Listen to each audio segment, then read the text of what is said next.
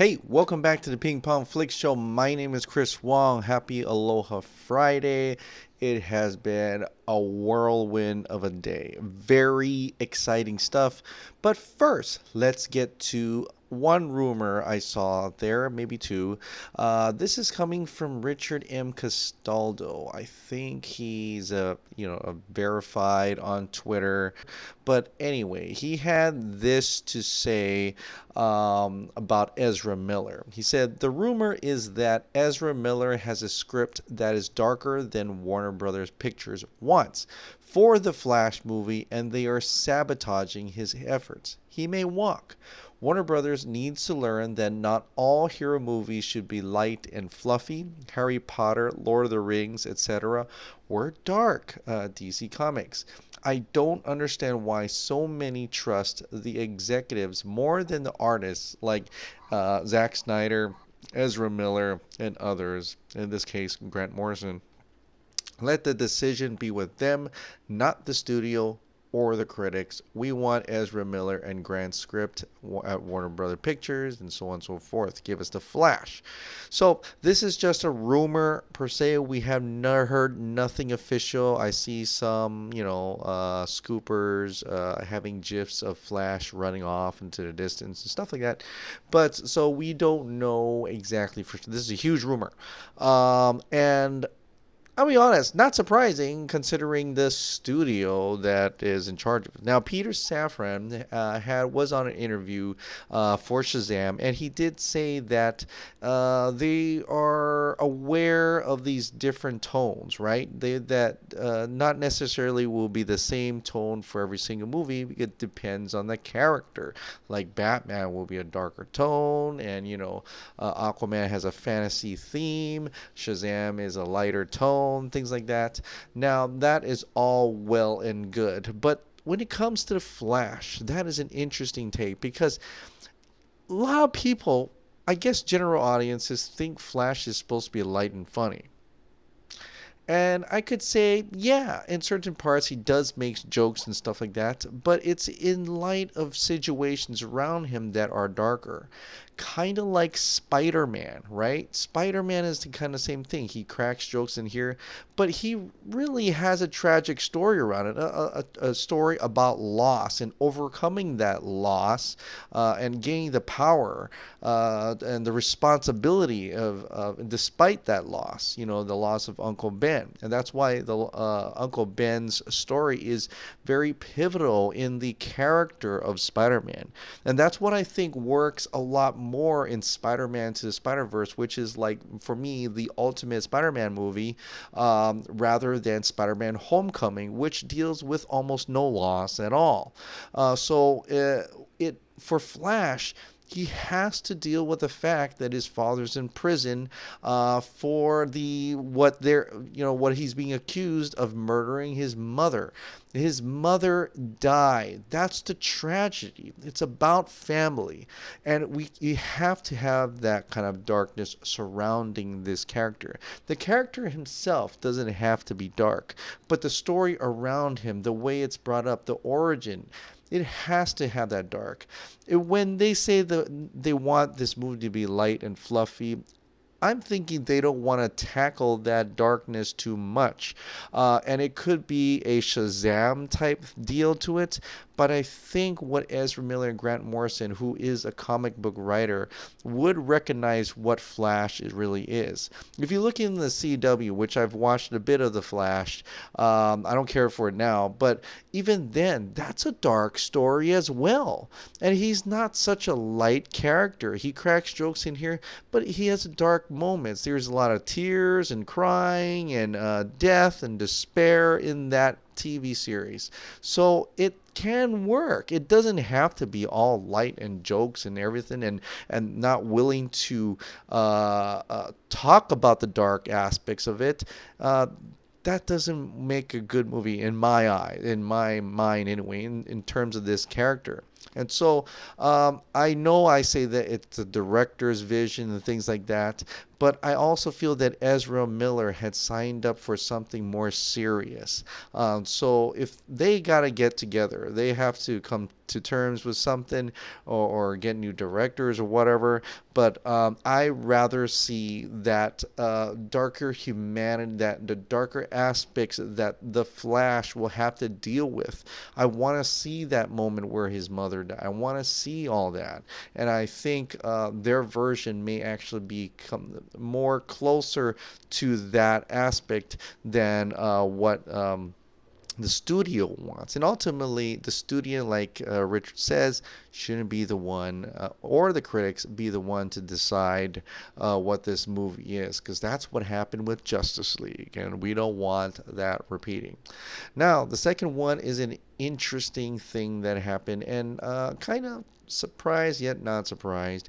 But Jai Courtney said he's coming back for the Suicide Squad. Okay, so it's coming from a Business Insider. He had a little interview with him, and when he says, when in regards to Suicide Squad, he says, we're getting ready to shoot in a few months' time. There's not much else I can reveal about it, but yeah, you'll be seeing Boomerang back for sure.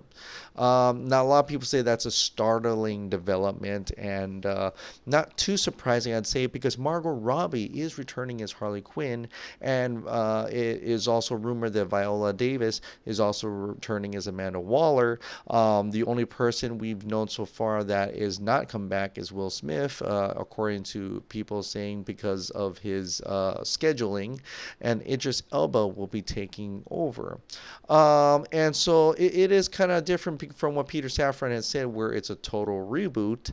And I could totally see it being called a reboot while utilizing the same actors and actresses for their characters, yet in a different story, maybe not even talking about Suicide Squad 1, or in this case, it's just another mission. We'll know how soon enough. But I gotta say, I am happy for that, because Jai Courtney's Captain Boomerang, that is probably one of his best acted material he has ever done, in terms of him being totally out of his own character. He really gave it his all, and he really turned into somebody else, unlike where he was in Jack Reacher, unlike where he was in Terminator movie. What is Genesis? Him as Captain Boomerang, he sold it that a lot more than the other films. And so in terms of him coming back as Captain Boomerang, I'm all for it.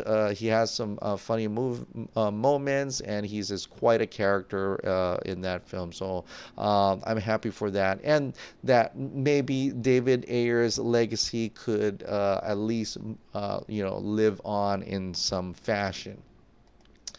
Now, today has, like I said, has been a whirlwind of a day. And it really started off for me seeing this comment from Jay Oliva, where he really, and I tweeted this, I tweeted out to Ben Fritz, I'd say, hey, I think it's time to update your article. I know you had made that article in the Wall Street Journal to kind of shut us down, chose and picked your words for your so that it shows that the Snyder Cut doesn't exist. You're saying that there's a source close to the film that says it doesn't exist, or who are these people who want the magical cut? So this is in regards to this short video that Devin A. Furete had posted on Twitter, and Charlie at SnyderCut JL was able to clean it up a little bit. It confirms that Zack Snyder did say that his cut exists. He has one of them. He has a whole bunch of them, but the Snyder Cut does exist. It's real. It's done, and it's there. It's right there. Zack Snyder confirmed it, and we started to use that video and the cleaned up video to kind of shout it out to the world for something that we've known for so long for so long. We decided that was the evidence. That was the thing that was needed to confirm to these sites, to these medias and bloggers that dismissed it. And we even Ben Fritz who dismissed it.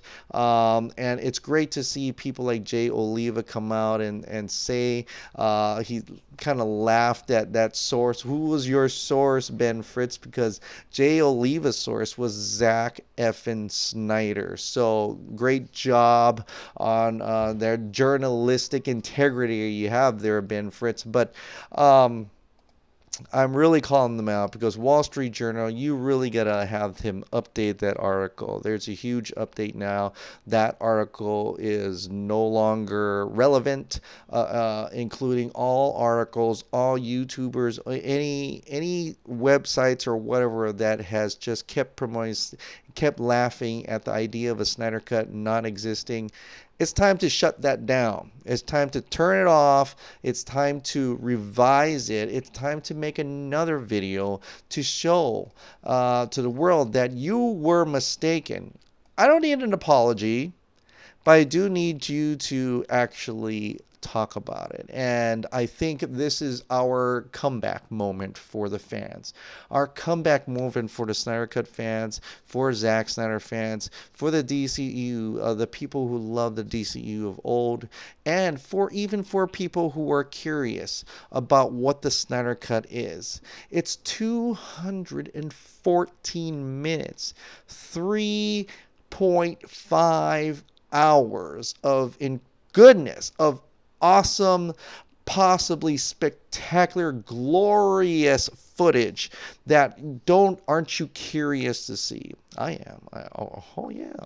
But for people who are just absolutely curious to see another movie, another chance at Justice League, let us decide which one the studio should have put out first. Let us decide. Let the fans decide. Let the world decide. Let the naysayers decide, right? And so I find this moment today to be incredibly kind of really cool. And I hope it continues on during the days as the word continues to get out, as movie sites, as larger YouTube channels, as other comic book sites start to put this out. I think we have to be aware now that we're finally turning those media bloggers who destroyed Justice League by shaming Batman v Superman, by shaming Zack Snyder. We as fans are now turning that media, using them to shout out that the Snyder Cut exists, using them this time to show interest in the Snyder Cut, to show interest into the Justice League version that Zack Snyder had worked so hard, sacrificed so long to create, to make for the fans, for himself, for his family, for everyone. And I think this is a great moment today to see websites like MovieWeb saying Justice League Snyder Cut confirmed to exist, and it's 3.5 hours long. Games Radar, Zack Snyder confirms that Justice League Snyder Cut is real and done. Who else is there? There is the Nerdist also saying it. They had a whole video about the Snyder Cut exists. Video evidence surfaces of Zack Snyder confirming Justice League Snyder Cut exists from Comic Book Now. Heroic Hollywood, where Humberto Gonzalez had come from, says Justice League director Zack Snyder confirms the Snyder Cut exists in new video, and he even retweeted that. The same guy who said the Snyder Cut is deaded, doesn't exist, it's a pipe dream. Okay, well, you retweeted this story today, so, well, Superman homepage. Zack Snyder says the Snyder Cut of Justice League exists, and also tons of different videos. Like I said, the Nerdist, Jessica Chobot, also saying she wants to see it. JTE, some part of the Schmodown team, or was once, I don't know if he still is, also says release the Snyder Cut. He seems to be interested in seeing it as well. I know he wasn't a fan of it, and of course Stephen M. Colbert from from Screen Rant did this article, and he is the first article, by the way, in order to get this traction. He says, after 16 months of intense speculation and debate over the Snyder Cut of Justice League, Zack Snyder himself has finally confirmed that it does, in fact, exist. Boom. It exists, guys. For everyone in the world, for people who didn't believe in us, it is out in the open. It is out there to share, and I encourage you to share all these articles. I encourage you as fans to continue to share this, tagging other media outlets, tagging any outlets that have said that it doesn't exist as well. Let them update their articles. Give them a chance to update their articles, or put a new article out that tells the world the truth. Here falls the house of lies. That's why I put that, because it's time to tell the truth now. It's time to tell Warner Brothers Pictures, we're not joking. We are not taking any PR stunts right now. We know the truth. Zack Snyder has told us the truth. Zack Snyder is telling everyone the truth. We've known the truth for a long time, but we've now got evidence to back it up. We've got your media bloggers, your weapons that you used to destroy the original Justice League. We are now turning those weapons against you to get you to tell us whether it's coming out or not. For you to even acknowledge the fact that we know, that everyone knows. There's 3.5 hours of Justice League. Look at this. Look at another site, Total Film. Zack Snyder confirms that the Justice League Snyder Cut is real and done. Greek Tyrant also says the same thing. They're there. They're out. It's in the open. Some of it went international. It's coming out. It's a day to celebrate. And I totally love how we're all coming together in front of this. I totally love how we're uniting to this. You know, the Ferrucci brother Shiraz reached out to me today. I've been talking to Bradley Turner. I've been talking to a whole bunch of different people. Eric from Hard Boiled, Leonidas. I don't really know her real name, but Leonidas, Mick D, Ramesh, you know, and this new Twitter account came up at ReleaseTheSnyderCut, and everyone is joining that, and I encourage you to join that. Let's come together. Settle your differences outside of that account.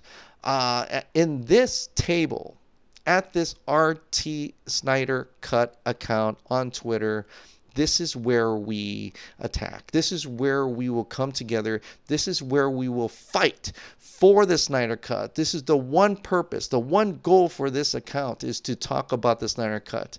I don't care if you like the MCU or if you don't like the MCU. I don't care if you like the DCEU, or I don't care what happens in the other thing in this account but the Snyder Cut, because settle your differences.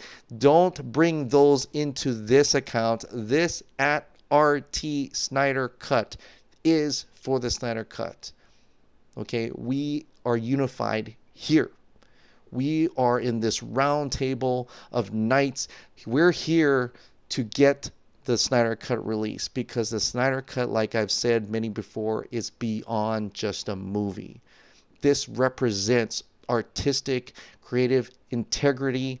It represents the justice for the artists. It represents the art for the artists and the artists themselves.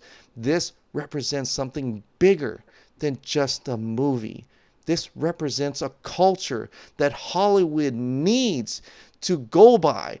This represents that everybody should know. Movies are not determined by the critics. Movies not determined by the bloggers. The movies are not determined by the studios. The movies are determined by the artists. You pay these artists to make your movies. Respect them and let them make their movies.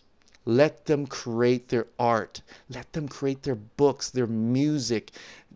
Challenge them, but do not deny them their creativity. That is what the Snyder Cut represents. This is a new day. And I said it before, after the Art Center, it's going to be a whole brand new day.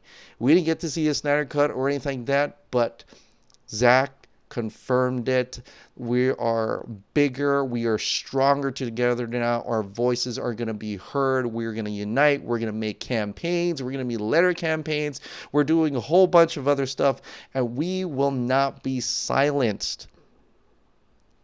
Our voices will be heard at Warner Brothers Pictures, at Warner Media, whoever is in charge of this, whoever's involved in this, whoever has the power right now to release the Snyder Cut.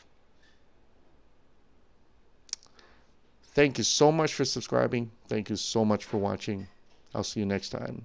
Release the Snyder Cut.